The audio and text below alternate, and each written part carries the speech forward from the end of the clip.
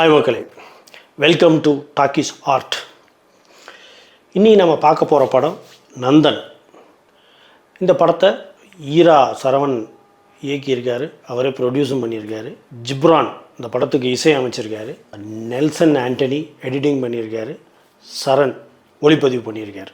இந்த படம் எப்படி இருக்கிறது வாங்க அலசுவோம். இந்த படத்தில் நடிகர்கள்னு பார்த்தோம்னா சசிகுமார் லீட் ரோல் பண்ணியிருக்காரு. ஸ்ருதி பெரியசாமி ஹீரோயினாக பண்ணியிருக்காங்க. பாலாஜி சக்திவேல், சமுத்திரகனி, ஜிஎம் குமார், கட்டெரும்பு ஸ்டாலின் இப்படின்னு இன்னும் நிறைய பேர் நடிச்சிருக்காங்க. ஈரா சரவணன் இந்த இயக்குனர் ஆல்ரெடி கத்துக்குட்டி, உடன்பிறப்பு அப்படிங்கிற படம்லாம் இயக்கியிருக்காரு. படம் எடுத்தோடனே சசிகுமாரை காமிக்கிறாங்க. வாயெல்லாம் வெத்தலைப்பாக்கு போட்டு ஒரு கோரமான உருவத்தோட ரெகுலரான சசிகுமார் தன்னோட கம்ஃபர்ட் ஜோனை விட்டு வெளியில் வந்து இந்த படம் பண்ணியிருக்காங்கிறது மட்டும் நம்மளால் ஆணித்தரமாக சொல்ல முடியும். அவ்வளவு உழைப்பை இதில் போட்டிருக்காரு. நல்ல விஷயம் என்னென்னா, எங்கேயுமே அந்த ஒரிஜினல் சசிகுமார் வெளியில் வராமல் இருக்கிறது படத்துடைய மிகப்பெரிய ப்ளஸ் பாயிண்ட்டு. இதுக்கு முன்னாடி நடித்த கருடன் படத்தில் நடித்த சூரி கேரக்டரும் இந்த படத்தில் சசிகுமார் கேரக்டரும் கொஞ்சம் ஒரு சிமிலாரிட்டி இருக்கிற மாதிரி எனக்கு ஒரு பர்சனலாக ஒரு ஃபீல் இருக்குது. It is my personal opinion. படத்தோட கதை சுருக்கம் என்ன அப்படின்னா, புதுக்கோட்டை மாவட்டம் வனங்கான்குடி அப்படின்னு ஒரு ஊரை சேர்ந்த ஒரு ஊராட்சி ஒன்றியத்தை சேர்ந்த மையமாக கொண்டு இந்த கதை களம் ஆரம்பிக்குது. சசிகுமார், அவரோட மனைவி, அவரோட குடும்பங்கள்லாம் அந்த ஒடுக்கப்பட்ட சாதியை சேர்ந்தவங்க. அவங்க ஒதுக்கப்பட்ட இடத்துல அவங்க வாழ்க்கையை நடத்திட்டு இருக்காங்க. இதில் பாலாஜி சக்திவேல் தான் வந்து அந்த ஊர் பிரசிடெண்ட்டு. ஸோ அந்த ஊரை சடனாக வந்து ரிசர்வ்டு ஏரியாவை அறிவிச்சிடுறாங்க. ஸோ அப்படிங்கிறப்ப என்ன ஆயிருன்னா, எப்போ கவர்மெண்ட் வந்து ரிசர்வ்டு ஊர் அப்படின்னு சொல்லி அறிவிக்கிறாங்களோ அப்போ ஒடுக்கப்பட்ட இனத்தை சேர்ந்த ஒரு ஆள் தான் வந்து அந்த பிரசிடெண்ட் போஸ்டிங்க்கு நிற்க முடியும். பட் ஆல்ரெடி பாலாஜி சக்திவேல் அவரோட வம்சாவளி வந்து பரம்பரையாக அந்த ஊரை ஆண்டுட்டு வர்றதுனால சடனாக இப்படி ஒரு இது வந்தோடனே அதை வந்து பாலாஜி சக்திவேலால் சகிச்சுக்கொள்ள முடியல.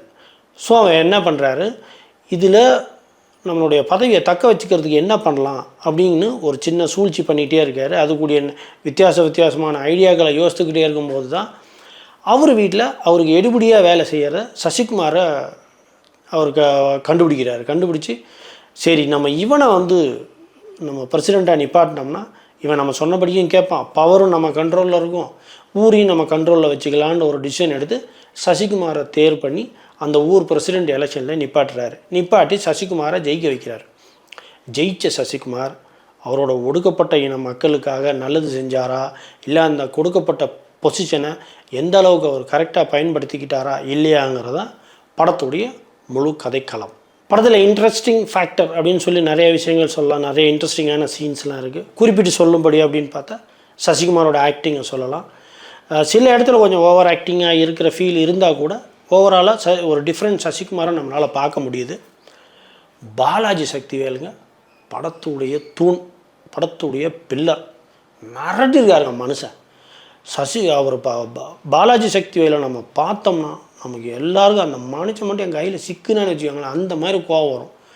உண்மையாலுமே அந்த ரோலை ஒரு அந்த வில்லனாக, அந்த ஒரு இன வெறி பிடிச்ச, அந்த ஒரு ஜாதி வெறி பிடிச்ச, என்ன சொல்கிறது, அந்த பதவி வெறி பிடிச்ச ஒரு ஆளாக மிரட்டியிருக்காருங்க. இந்த படத்தோட ஆரம்பத்திலேயே, படம் ஆரம்பிக்கும் போதே ஒரு ஸ்லைடு மாதிரி டைரக்டர் போட்டிருப்பார். இந்த மாதிரி காலத்தில் இந்த 2024 இன்னும் ஜாதி வெறி இருக்கா அப்படி இப்படின்லாம் சொல்கிறவங்கள வாங்க, நான் உங்கள் கையை குடிச்சிட்டு போய் நான் இந்த ஊரில் காமிக்கிறேன் இப்படி நடக்குதுன்னு சொல்லி ஒரு ஸ்லைடு மாதிரி போடுவார். அங்கேயே இந்த மாதிரி நடக்குதா அப்படின்லாம் கேள்வி கேட்குறவங்கள சாட்டையால் அடித்த மாதிரி படத்தை ஆரம்பிச்சிருக்காரு. அதே மாதிரி படத்தை ஆரம்பிக்கும் போதே ஒரு கேமராமேன் ஒரு நல்ல ஒர்க் பண்ணியிருப்பார்.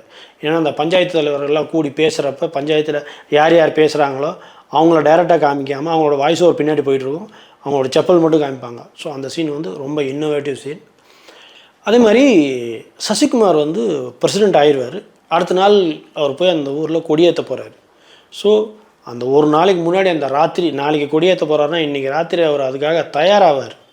அந்த விஷயங்கள்லாம் ரொம்ப நகைச்சுவையாகவும் ரொம்ப இன்ட்ரெஸ்டிங்காகவும் பண்ணியிருக்காங்க. ஆக்சுவலி இந்த படத்தில் நிறைய சீன்கள்லாம் நம்ம நியூஸ் பேப்பர்லேயோ செய்தித்தாள்லையோ பார்த்துருப்போம். அதாவது இந்த ஊர் பஞ்சாயத்து தலைவர் வந்து ஒடுக்கப்பட்ட இனத்துலேருந்து வந்ததுனால அவர் சேரில் உட்கார விடலை, அவரை நிற்க வச்சே பேசுகிறாங்க, அவரை கொடியேற்ற விடலை இப்படின்னு நம்ம நிறைய நாளிதழ்கள்லேயும் நிறையா டிவி நியூஸஸ்லாம் பார்த்துருப்போம். அதோட டோட்டல் ஒரு ஒரு ஒரு கலெக்டிவாக ஒரு கோர்வையாக வச்சு ஒரு படமாக எடுத்திருக்காங்க. அதேமாதிரி ஒரு சீனு, பாலாஜி சக்திவேலோட அப்பா வந்து அவரே இன்னொருத்தரோட உதவியில் தான் வாழ்ந்துக்கிட்டு இருப்பார். அவரால் நடக்க முடியாது, அவரால் சுயமாக எந்த வேலையும் பண்ண முடியாது. அந்த சூழல்லையும் ஜாதி வெறியை காமிக்கிற மாதிரி ஒரு சீனை வச்சுருப்பாங்க. அந்த சீன்லாம் உண்மையாலுமே அமேசிங். நீங்கள் அதை பார்த்தா தான், நான் ஸ்பாய்லராக ஆக்க வேணான்னு பார்க்குறேன். படம் பார்க்குறவங்களுக்கு அந்த இது ட்விஸ்ட் இல்லாமல் போயிடும். ரொம்ப நல்லா பண்ணியிருக்காங்க அந்த சீனும். அதே மாதிரி சசிகுமார் சமூகத்தை சார்ந்த ஒருத்தர் இறந்து போயிடுவாங்க. அந்த இறந்து போனவரை புதைக்கிறதுக்கு அவங்க விட மாட்டாங்க. ஸோ ஒரு பிரசிடெண்ட்டாகி கூட அவரால் அந்த பதவியோட இல்லை அந்த பவரை ஒழுங்காக யூஸ் பண்ண முடியலையே அப்படிங்கிற ஒரு விஷயத்தையும் ரொம்ப நல்லா கன்வே பண்ணியிருப்பாங்க. சில மைனஸ் பாயிண்ட்ஸ் இருக்குது. நான் சில விஷயங்கள் அப்சர்வ் பண்ணேன். எப்படின்னா, அந்த செத்துப்போன டெட் பாடியாக நடிக்கிற ஒரு ஆள் வந்து அவங்க மூச்சு விடுறதெல்லாம் நம்மளால் ஃபீல் பண்ண முடியும். அவங்க மூச்சு விடுறது நமக்கு தெரியும். அவங்க வயிறு மேலே கீழே போயிட்டு வரும். ஸோ அதெல்லாம் கொஞ்சம் நோட் பண்ணியிருந்துருக்கலாம் அந்த ஒர்க்கெல்லாம். அதே மாதிரி ஜிப்ரானுடைய மியூசிக் கொஞ்சம் லவுடாக இருக்கிற மாதிரி எனக்கு ஒரு ஃபீல் ஆச்சு. ஸோ எஸ்பெஷலி அந்த கிளைமேக்ஸ் சீனெல்லாம் வர்றப்போ ரொம்ப இறைச்சலாக இருக்கிற மாதிரி இருந்தது. ஸோ அதை கொஞ்சம் கவனத்தில் எடுத்துருந்துருக்கலாம்.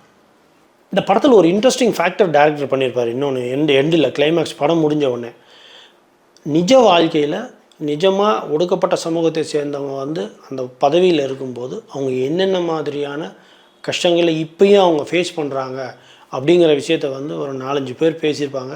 அது உண்மையாலுமே ரொம்ப ஹார்ட் ஹிட்டிங்காக இருக்கும். அதை பார்க்குறப்பே இப்பயும் இந்த மாதிரி 2024லேயும் இந்த மாதிரிலாம் நடக்குதா அப்படிங்கிறது நமக்கு ஆச்சரியமான விஷயமும் கொஞ்சம் மன வேதனையை கொடுக்குற விஷயமாகவும் இருந்தது.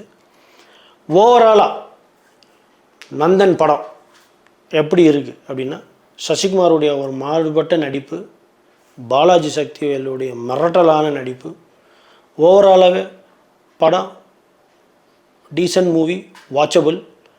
இப்போதைக்கு சமூகத்துக்கு நாம் இந்த கருத்தை சொல்ல வேண்டிய சூழலில் இருக்கிறோம்.